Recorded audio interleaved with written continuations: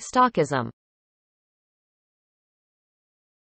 Hello friends, hope you all are doing well.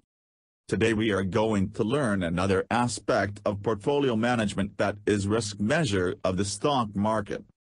Let's start our video. What are risk measures? Risk measures are statistical measures that are historical predictors of investment risk and volatility, and they are also major components in modern portfolio theory, MPT.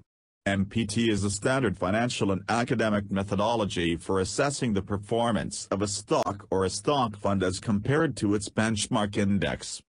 There are 5 principal risk measures, and each measure provides a unique way to assess the risk present in investments that are under consideration.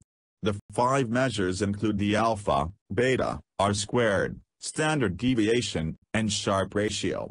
Risk measures can be used individually or together to perform a risk assessment.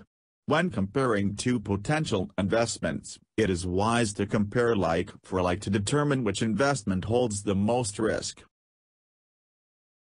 Key takeaways. Risk measures are statistical measures that are historical predictors of investment risk and volatility.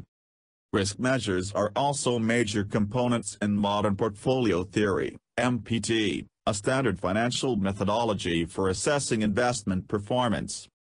The 5 principal risk measures include the alpha, beta, R-squared, standard deviation, and Sharpe ratio. Understanding risk measures. First risk measures is alpha.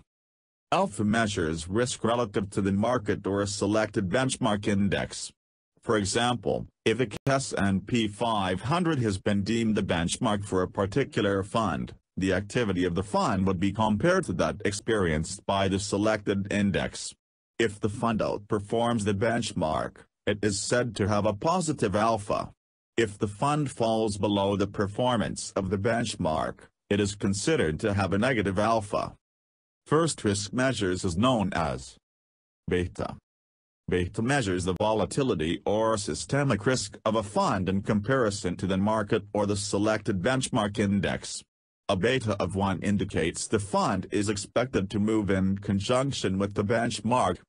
Betas below 1 are considered less volatile than the benchmark, while those over 1 are considered more volatile than the benchmark. Third one is R-squared. R-squared measures the percentage of an investment's movement attributable to movements in its benchmark index. An R-squared value represents the correlation between the examined investment and its associated benchmark. For example, an R-squared value of 95 would be considered to have a high correlation, while an R-squared value of 50 may be considered low. The U.S. Treasury bill functions as a benchmark for fixed income securities, while the S&P 500 index functions as a benchmark for equities. Fourth is the standard deviation.